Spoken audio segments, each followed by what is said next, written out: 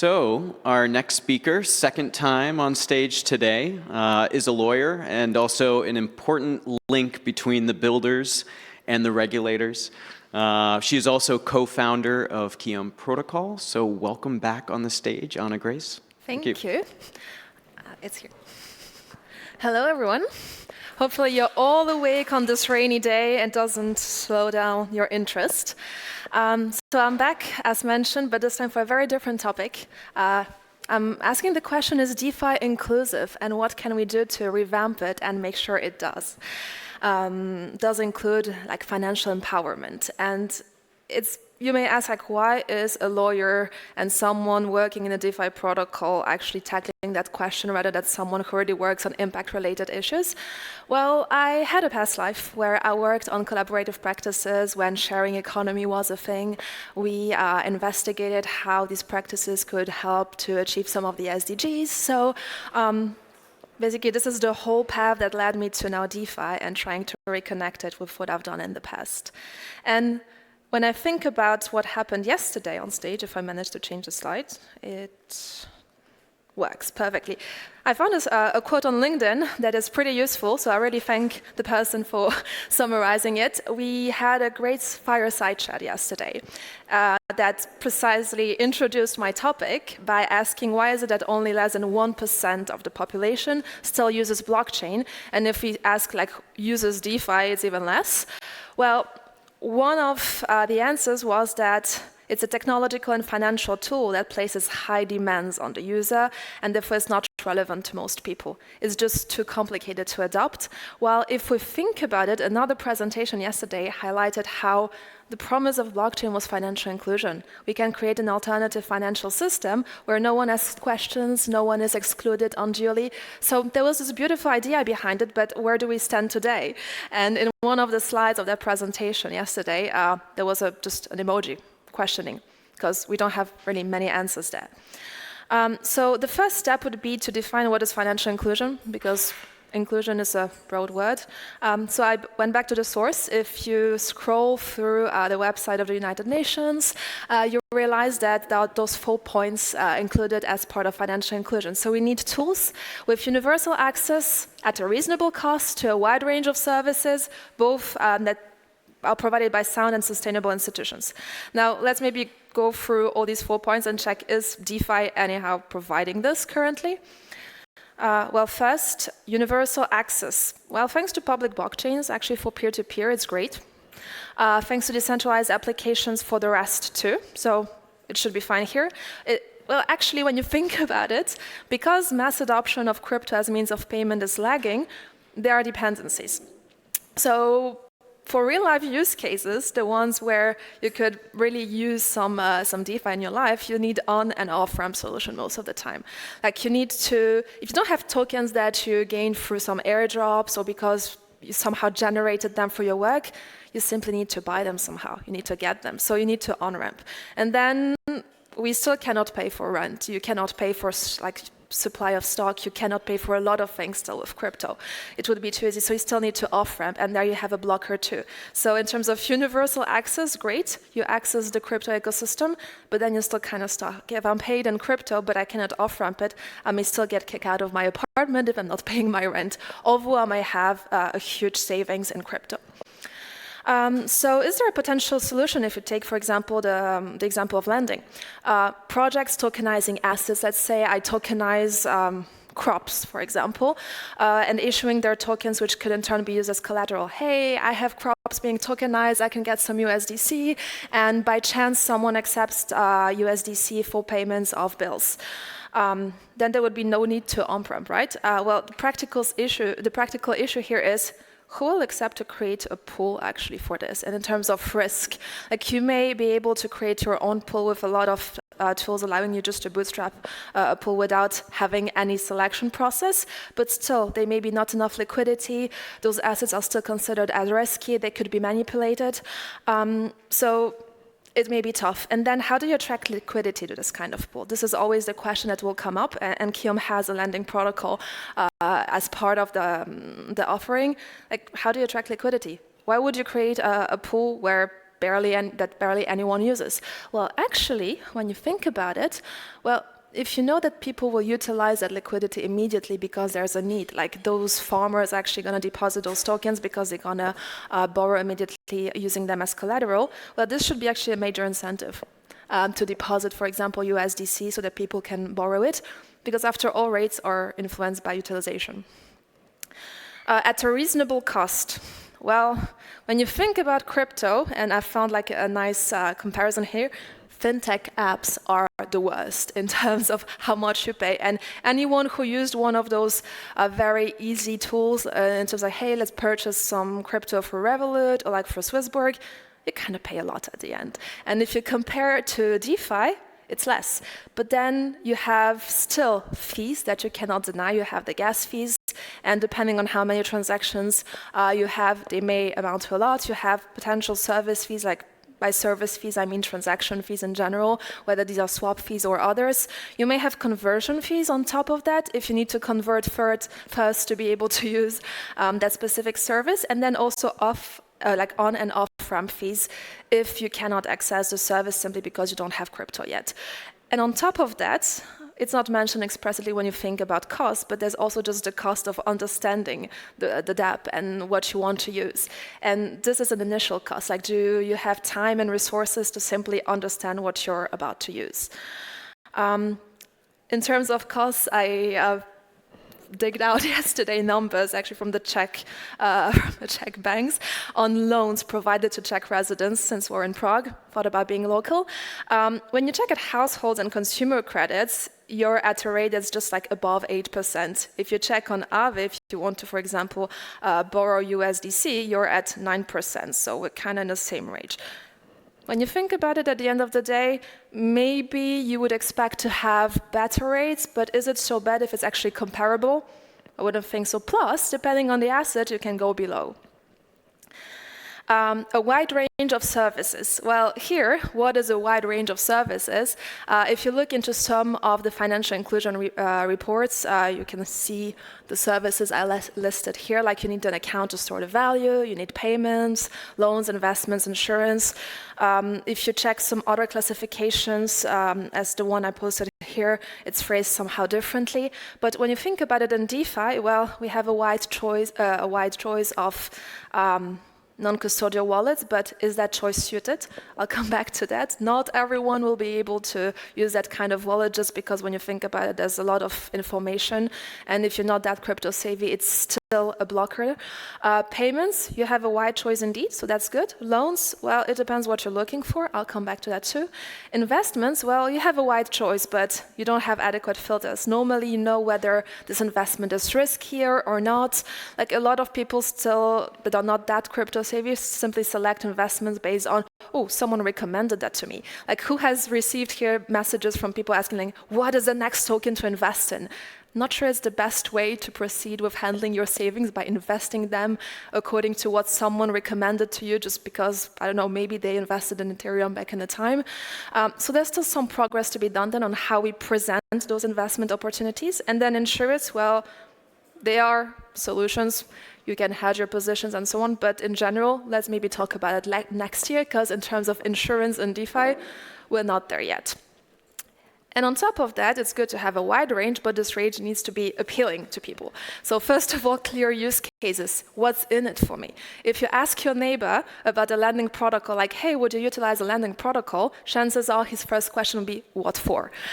So if I need to finance, for example, a co-housing project, there was a great presentation about it yesterday, or a farm, but the protocol tells me how to gain points from the new quest, I'm not sure there's a match in terms of how we present things. So we need to present solutions we have in a way that's appealing actually to real life use cases, because many still simply don't understand how to leverage the potential of DeFi. And numbers show that, I mean, DeFi is, like, for example, lending protocols are mostly used for trading. Like, you don't use those lending pools to finance your next crop, to finance your house, to finance any purchase of tools. You use them to go long and short and this kind of things. So people are going to focus on the specific user base. So these are examples of how some protocols are trying to really appeal to real-life use cases. So Investor Farm is an example of loans, for example, for farmers, and so on. So this is like a real-life use case. But you could perfectly use Compound for this kind of things if you simply understood the whole process and the fact that you can access the liquidity from there. Same for this example I found that I actually never heard about before researching education and lending. Same, you could do it with using existing protocols. Why do you need additional solutions while you have solutions that already exist? It just complexifies and adds fragmentation to the space. So appealing services also means they need to be same or better. That would be even better if they are better what exists there than traditional finance. So for efficiency, speed, blockchain certainly allows for that, available 7 days a week, 24 hours. You don't need to wait for the bank to settle the transfer and this kind of things. And transparency, you see exactly what's happening. So you still need to understand what's happening, actually. And here we go back to crypto literacy and capability. It's great, everything is on chain, but most people won't actually be able to read what is the process. And then risk. Is the risk the same as in the other solutions, or have we improved anything? I'll come back to that later. So once again, in terms of appeal, I took the interest rates, but this time on deposits on savings accounts. Well, for overnight deposits, they are not great. If you check, for example, in other countries, sometimes they're close to zero, basically. So great, you have savings, but you get nothing out of it if you don't invest it. If you supply your assets to lending protocols, well, you may get an interesting yield on that. Not always. For some assets, it's pretty low. It is actually comparable to banks, but in other cases, it may be interesting. Now, I'll come back to why why we don't use necessarily lending protocols as a savings alternative. There are reasons for that. And this is the slide, well, sound and sustainable. So if we go snorkeling in the DeFi space, we might discover some things that are not that appealing, which is basically there is no one, and it's basically enter the space at your own risk.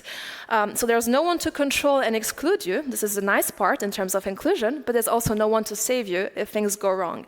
And one of the things I've noticed in legal practice is when, for example, the terror events happen, well, people were turning to anyone just to get a solution, even if this person was not the right person, because we are used to being able to call someone to save us and to remedy existing issues.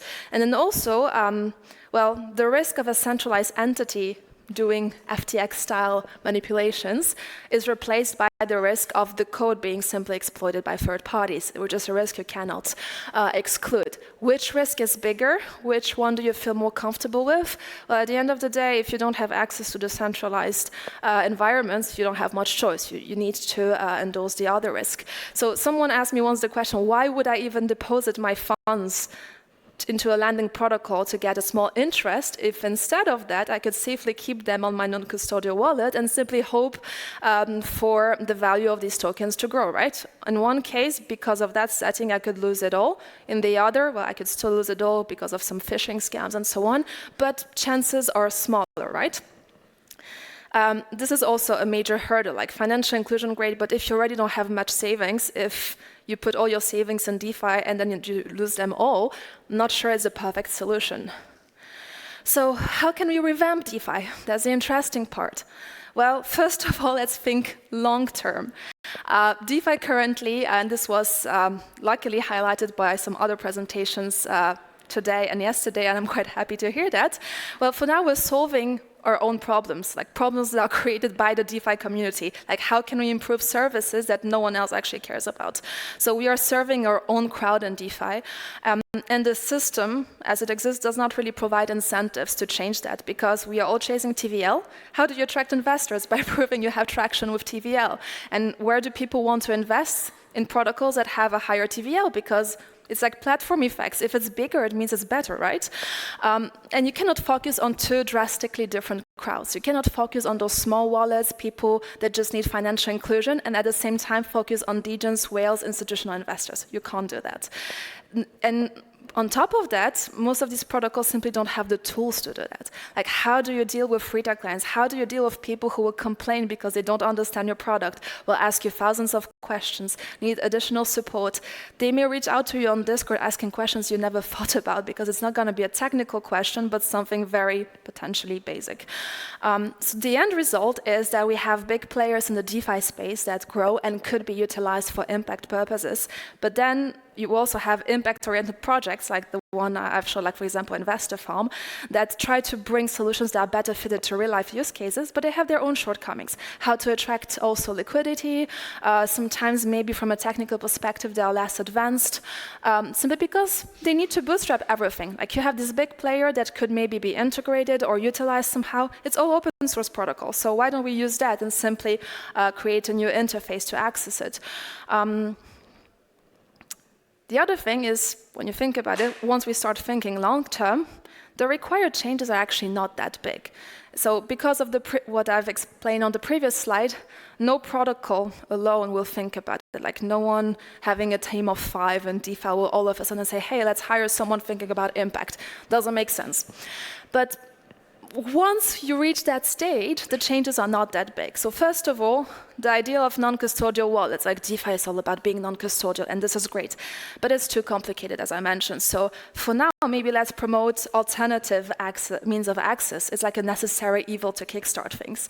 And I mean, for example, Telegram is a big way of accessing some solutions. Like here I include the example of Bongbot. This is actually a trading bot, which I believe is quite funny, but just because of how simple the presentation is. This is the kind of solutions we need, like one-click solutions, not something that's complicated with lots of information. People just don't get it. They get lost. They don't know where to click. So a sleek dApp per crypto standards is not necessarily the right one for this type of crowd-seeking financial inclusion. You need to adapt the interface, not the tech, which actually makes it easier. It takes time, but it's definitely less time-consuming and expensive than reinventing the entire protocol. Then also you need to boost understanding. And it doesn't mean necessarily explaining the entire tech, which is great, and you have a lot of initiatives working on that, but it's a slow process. It's simply providing the right information that's relevant. Like most of us drive a car, use a computer, without necessarily knowing how to fix that car or to fix the computer. But at least we have access to the relevant information to know what we are interacting with, where we need to click, and so on. So it's basically a translation and presentation enhancement. And then finally, this is maybe like the ultimate step once all the other ones are implemented, just enhance risk mitigation. As I wrote, think provable compliance and beyond provable compliance is the narrative I presented earlier today. But basically the idea is to say, maybe DeFi could simply change its mindset. Instead of providing those solutions that are non-custodial, that no one officially controls, and simply are not subject to any regulations, we proved that it can also be built in a more responsible way by taking into account regulations, but DeFi style. Instead of saying, we don't need to think about reserves, we don't need to think about protecting consumers, we do think about it, but we implement it in the code. Because currently, there aren't that many guarantees in the code. So we started thinking about prevention of economic exploits. We start to think about insurance. We start to think about this kind of things.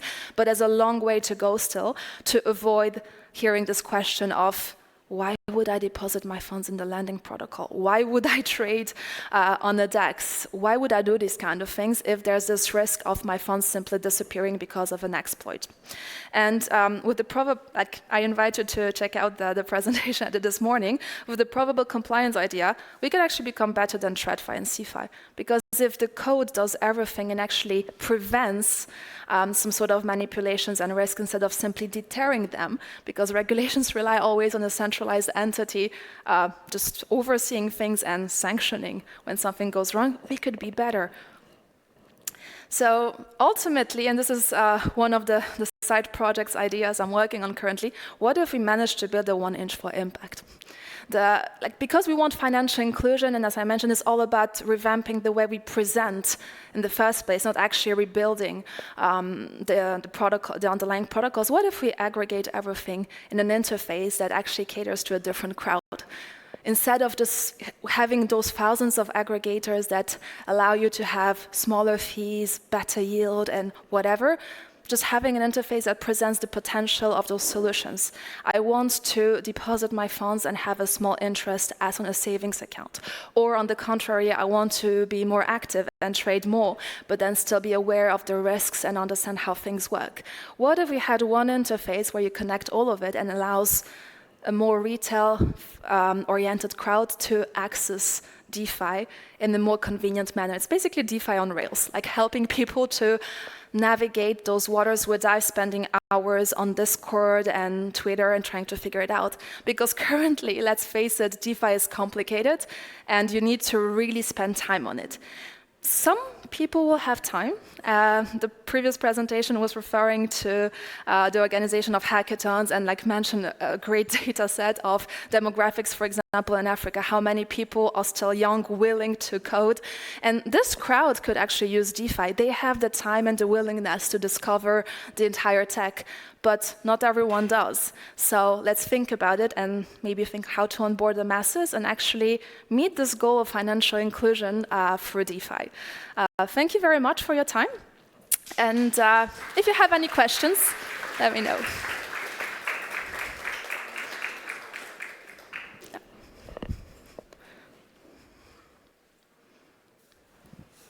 Thank you for the talk. I feel like a big part of making DeFi useful and better is under-collateralized lending. And that's how you get your mortgages, that's how you get all the capital for credit lines that you get for things that are useful. How are you thinking about under-collateralized lending, and where does it fit into your legal framework of things? So legal framework is different than your financial. I mean, there are some new means, thanks to ZK proofs and so on, of trying to bridge the gap, where through oracles you could fetch data, for example, and then thanks to ZK proofs, for example, decide on whether you want to grant that loan without accessing the data. So there is potential for DeFi offering this kind of solutions in a fashion that mimics traditional finance without the exclusion. But there is still exclusion, because if you have no assets to back and this kind of things, you will not access them. So it fits to a certain extent, but in terms of universal access, well, you will not be able to grant this kind of services to a whole bunch of people who simply don't have anything to provide as collateral at all, even for an under-collateralized loan. So it's interesting, I would say, but not the ultimate solution. Probably over-collateralized loans are better because it simply allows to, if you have enough assets to provide on-chain, fine, and it works. But then I would say there's a leeway in terms of maybe having smoother liquidations if you can on top prove that you have some assets off-chain, for example, thanks to these systems. Because otherwise, one of the, this is maybe another risk I could have mentioned, is the risk of liquidation. What if I deposit something as collateral and want to get an interest just because I supplied, and then I also managed to finance something for it, but all of a sudden there's a major drop, and despite all the mitigation measures, you still get liquidated. There's a problem there. Why would I do that? But if, for example, we put in place systems like, hey, you don't get liquidated for, I don't know, a couple of days, if you had on top of that provided proof that you have some collateral off-chain that could be utilized, it could be an interesting solution just to make DeFi for lending more approachable and useful for a different crowd, especially for farmers and businesses. So this is, I hope it answers the question. Any other questions? Yeah, I have just a question about the legal perspective. Yeah. Do you think it's even possible to have this kind of platform in future if you think about the legal perspective? Because if you consider, for example, Ethereum ETF, what kind of issues they have with it, with the staking, and why they should basically turn off the staking to have the ETF. So do you think it's even possible to have a future for DeFi from the legal perspective, let's say it globally? Because there will be a lot of, I think, issues with that in the future about the regulation. I mean, there are two things, just DeFi or aggregating DeFi, maybe. It depends, I'm just That's a very talking legal about the answer. platform, about your No, DeFi in general, there is a problem in terms of how DeFi, like what is DeFi? Because, for example, if you check the European Union, well, they said that DeFi is excluded, but for them, DeFi is fully decentralized protocols, whatever that means, because we don't have a standard yet for this. So it's possible, but there's certainly a risk for at least the upcoming year. So by the end of the year, the EU is supposed to hand in a report on what is considered DeFi according to them. There is some movement in the US as well. Some other jurisdictions have more clarity, like Switzerland is pretty good for that. So in Switzerland, actually, it would be not quite easy, but like still reasonably easy to set this up.